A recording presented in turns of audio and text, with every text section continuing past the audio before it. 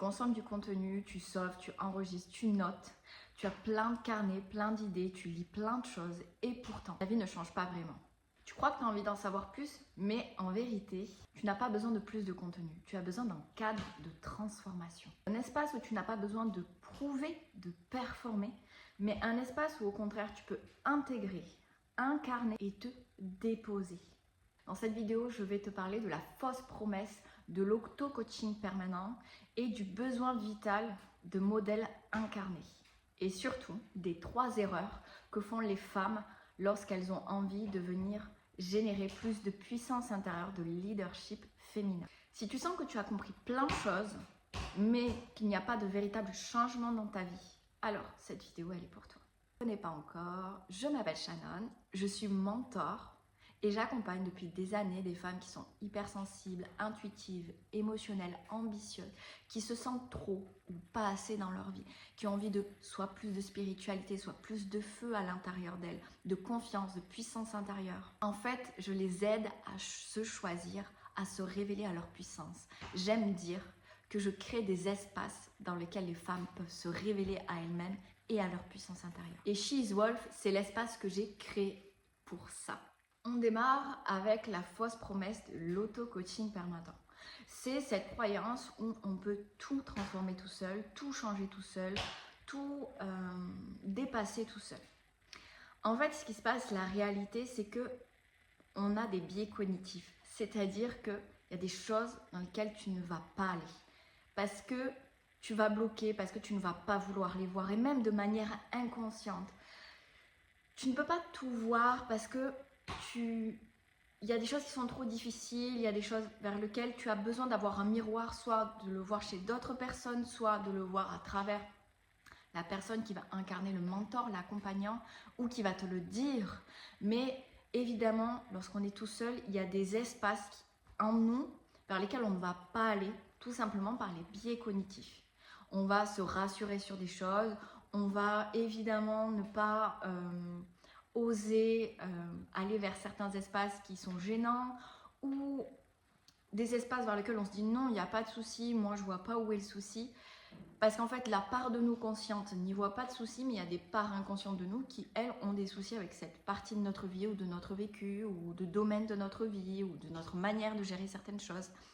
Et l'auto-coaching permanent, il va te bloquer sur ça. Ça ne veut pas dire que l'auto-coaching n'est pas intéressant, ne veut pas dire qu'il ne peut pas te permettre de gérer des choses, de faire des choses, de transformer des choses, mais il ne va pas t'emmener aussi loin que lorsque tu es accompagné.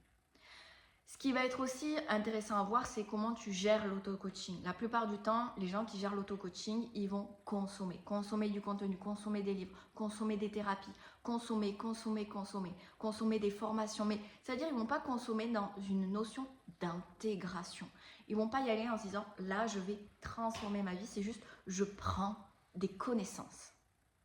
Et là aussi, c'est vraiment hyper important d'apprendre à intégrer les choses, à faire quelque chose de tes connaissances. Pas juste un livre, de lire un livre sur comment faire ceci, comment être plus ci, comment devenir riche, comment être plus en confiance. C'est ok, les conseils, applique-les. Un à un, prends le temps, intègre. Et le mentor, lui, il va te servir il va te permettre d'être un espace dans lequel tu vas pouvoir te nourrir ta puissance, nourrir ce que tu es au fond de toi. Quelque part, il t'offre un espace d'autorisation et en plus, il va te permettre de regarder des choses que tu n'oses pas voir. Deuxième chose, c'est le besoin vital de modèles incarnés. C'est-à-dire qu'il y a deux avantages au fait d'être accompagné, de ne pas faire les choses tout seul. Le fait d'avoir un mentor, une mentor, peu importe qui, le but c'est de le choisir, voilà, quelqu'un qui résonne avec nous. Ce mentor qu'on va choisir, il incarne quelque chose pour nous, par rapport à ses valeurs, par rapport à ce qu'il est, par rapport à son message, etc. Okay, les filles qui rejoignent She is Wolf, elles ont avec moi un lien particulier. Elles résonnent avec mes valeurs, elles résonnent avec ce que je suis, elles résonnent avec ce que j'incarne. Et quelque part, en allant vers moi, c'est ce qu'elles recherchent. Et le fait en fait de venir être dans un espace que je crée une proximité avec moi, etc. C'est pas que je suis mieux, c'est pas que je suis parfaite, c'est pas que... Voilà, c'est juste qu'elles viennent rechercher cette énergie. Et le fait d'avoir entre guillemets, ce modèle, c'est pas qu'elles vont venir être moi, c'est que ça va le fait que moi je m'autorise des choses va leur permettre de s'autoriser. Au-delà même des transmissions, de l'accompagnement, du coaching que je vais faire avec elles. Donc, il y a vraiment cet espace-là. D'ailleurs, on le voit dans le coaching business, si tu as envie de faire un certain CA, ça va être hyper important pour toi de t'entourer de personnes qui font ce certain CA et d'un mentor pour qui c'est une habitude de faire ça. Parce que déjà, dans ta tête, il y a comme une réalité. Si pour toi, autour de toi, il n'y a personne, et je vais prendre l'idée de l'argent, mais ça marche pour tout, pour la confiance, la paix, la relation à soi, la relation au corps, la relation au désir, bref, ça marche pour tous les domaines de sa vie. Mais si par exemple, tu es avec un mentor pour lui, faire 50K par mois, c'est une normalité, ça va changer beaucoup de choses dans ta tête. Ça ne veut pas dire que le mois prochain, tu vas faire 50K. Ok, parce qu'il va y avoir des choses à mettre en place, des choses à bouger en toi, etc. Comme tout domaine. Mais ça va changer quelque chose dans ta tête. C'est possible. On peut le faire comme ça. Parce que tu vas choisir évidemment un mentor business qui correspond encore une fois à tes valeurs, à là où tu veux aller, comment tu veux y aller, etc. etc. Et en fait, ça va bouger les choses en toi. Et ce qui va faire qu'au bout d'un moment, tu vas arriver à monter ton CA. Et ça, c'est véridique. Et ça va être hyper nourrissant. Notre environnement est nourrissant pour nous. On est le résultat des je ne sais plus si c'est des 3 ou 5 personnes autour de nous. Donc si tu t'entoures d'un mentor avec lequel tu as une relation toutes les semaines, hebdomadaire, etc., avec qui tu es dans son énergie, il va faire partie de ton quotidien pendant tant de temps. Donc évidemment, tu vas bénéficier de ça pour toi-même en fait. Alors que si tu es dans un environnement où faire 50K de CA, c'est juste impossible, c'est vraiment des gens qui arrivent et encore on va te dire, oui bah, c'est sûr, c'est des mauvaises personnes parce que faire autant d'argent, on ne peut pas faire autant d'argent sans écraser des gens, etc. Ça va être très compliqué pour toi de le dépasser. Ça ne veut pas dire que tu ne pourras pas le faire. Attention, mais ça va être beaucoup plus compliqué. C'est là la puissance en fait d'avoir le modèle. Et en plus d'avoir le modèle incarné, deuxième chose, ça va être la communauté. Souvent, lorsque tu vas être accompagné selon les modèles d'accompagnement, tu vas avoir souvent des communautés, donc d'autres personnes qui recherchent la même chose que toi.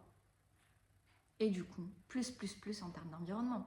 Moi, c'est exactement ce que j'ai vécu. Comme je te l'ai dit, je suis mentor pour femmes. Mais à côté, j'ai un deuxième business que j'ai ouvert en postpartum parce que je ne pouvais pas avoir mon boulot de mentor pour femmes. En fait, ce que j'ai vraiment vécu avec Mona, c'est cet espace de tout est possible. Je l'avais déjà vécu dans des espaces de cercle de femmes très spirituels, de retraite ou de formation que j'ai vécu. Donc, je l'avais déjà vécu, mais vraiment dans un aspect professionnel et dans un aspect où je venais me former pour devenir mentor, accompagnante, etc. Et je ne l'avais jamais fait pour quelque chose de très personnel. Et en fait, ce qui s'est passé avec Monat, c'est que je suis rentrée du coup dans une communauté de femmes qui désiraient changer leur vie, tout est possible, gagner de l'argent, vivre leurs rêves, et où en fait c'était ok. C'est une norme dans notre communauté, où c'est normal de faire ça et de changer sa vie. Et là, ça a été le wow, genre trop bien, j'adore parce qu'enfin je trouve une communauté où peu importe le niveau, peu importe qui gagne quoi, etc., c'est la norme. Et ça a changé mais tellement de choses dans la suite, dans ma vie. C'est aussi pourquoi j'ai créé She's Wolf. Ça vient de ça. Maintenant, on va parler des 3 erreurs que font les femmes lorsqu'elles souhaitent développer leur puissance intérieure sans se trahir. Numéro 1, plus tu souhaites devenir une femme puissante, moins tu ressembles à une femme puissante. La différence, c'est que souvent on cherche à performer au lieu d'incarner. Donc c'est-à-dire qu'on va reprendre des modèles de femmes qu'on envie, de femmes qu'on trouve qu'elles ont ce qu'on aimerait avoir, que ce soit un sentiment, que ce soit un objectif, que ce soit un rêve, que ce soit un résultat. On va reprendre en fait ce que ces filles ont, ce qu'on aimerait avoir, ou le sentiment qu'elles semblent véhiculer dans leur vie. Et du coup, on va porter un masque, un rôle, et on va essayer de performer ce modèle-là. Et ça, c'est une des erreurs les plus courantes et qu'on traverse, j'ai envie de dire, tout à un moment donné, et qu'on peut retraverser, c'est « Ah, cette fille, elle a ça, elle a cette relation amoureuse. Alors, je vais essayer d'être comme elle, être douce comme elle. » Et en fait, on ne va pas être plus nous. On va essayer d'être cette femme puissante. Deuxième erreur, si tu attends d'être guéri pour te révéler à toi-même, alors tu vas toujours rester enfermé dans ta propre attente. C'est-à-dire qu'en fait, là, ce qui se passe, c'est que tu attends le moment « je suis prête pour ». Je suis prête pour m'exprimer, pour m'affirmer, pour réaliser ça dans ma vie, pour être plus à l'aise avec mon corps, être plus à l'aise dans ma relation amoureuse, plus à l'aise avec ma maternité, plus à l'aise dans le fait d'être visible sur les réseaux. Plus tu projettes une attente et donc un résultat, un perfectionnement sur toi-même du « oh, à un moment donné, je sentirai que c'est le moment ». En fait, à ce moment-là, tu es en train de créer une attente et une fermeture. Tu as l'impression d'être à l'écoute de toi-même, tu as l'impression d'écouter ta guidance intérieure, mais en fait, c'est ton auto-sabotage que tu entends. Et je sais que c'est pas agréable à entendre, mais c'est une réalité. C'est-à-dire que à partir du moment où tu te dis oui, je vais décider, je vais être...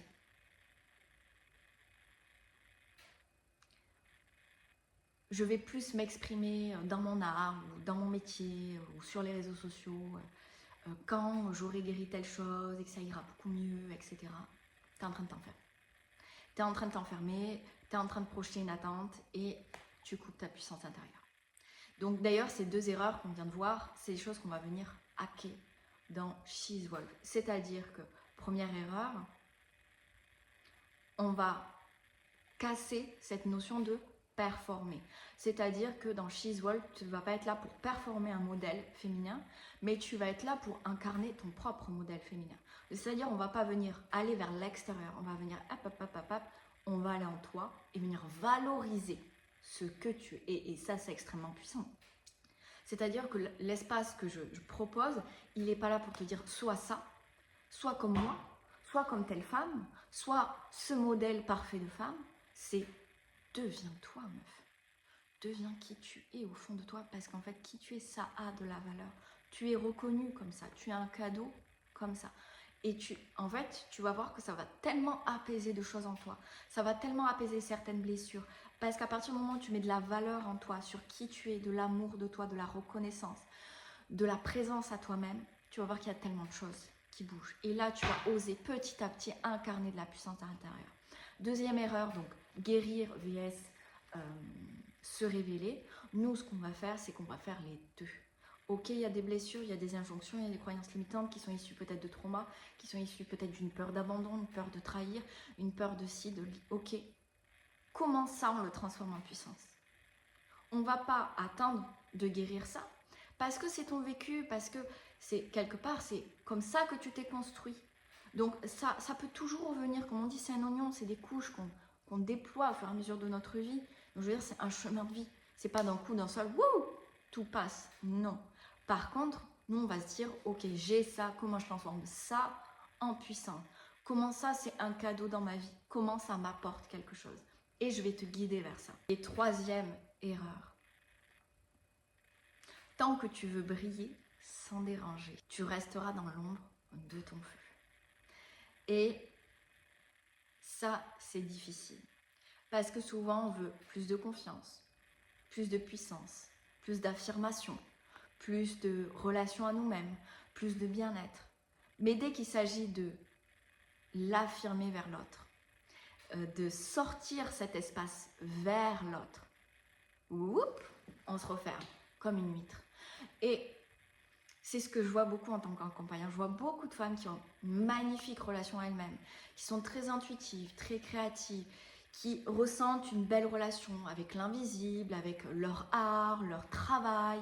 Mais dès qu'il s'agit en fait que ce qu'elles ressentent là s'affirme dans leur relation amoureuse, leur relation avec leur famille, leurs enfants, leurs rêves, se mettre en priorité, oser affirmer certaines choses dans la vie sociale, il n'y a plus personne, ou il y a très très peu de monde, ou pas très souvent, ou c'est vraiment quand elles sont mises à une limite. Et en fait, non, non. Ta puissance, elle doit vraiment s'exprimer partout. Et attention, quand je dis puissance, c'est pas de la lutte, c'est pas de la colère, c'est pas venir tout brûler sur son passage, c'est pas être en lutte envers les autres, c'est pas donner son opinion à tout va, c'est pas essayer de convaincre les gens, pas du tout. Hein. Attention, on n'est pas dans ça. C'est être toi.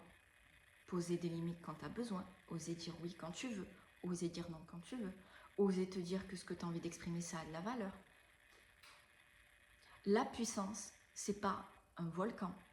Et ça aussi, on va venir bosser cette notion. Être puissante, c'est pas dangereux. Être puissante, c'est pas venir cramer tout le monde. C'est pas être en lutte contre le monde. C'est pas être en colère contre le monde. Ça, c'est la femme puissante dans son ombre.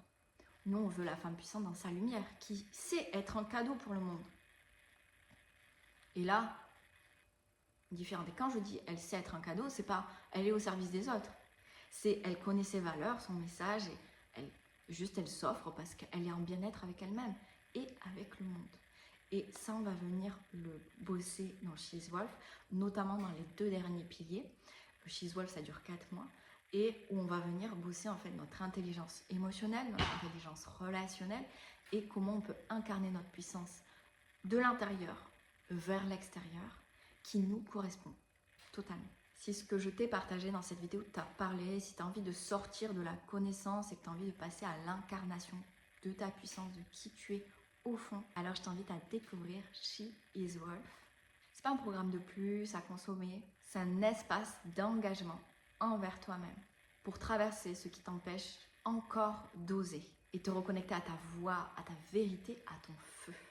Que tu peux candidater pour les prochaines ouvertures. J'ouvre les ouvertures tous les 2 à 4 mois, donc tu recevras toutes les infos si tu candidates. Le lien est juste en dessous. Une hésitation, une émotion, un frisson, écoute-le, écoute ce que tu ressens, écoute ton cœur. C'est peut-être le signal que tu attendais. Tu n'as pas à forcer, tu as juste à ressentir, tu as juste à revenir là où ça vibre vrai pour toi. Et je suis là si tu veux franchir cette porte.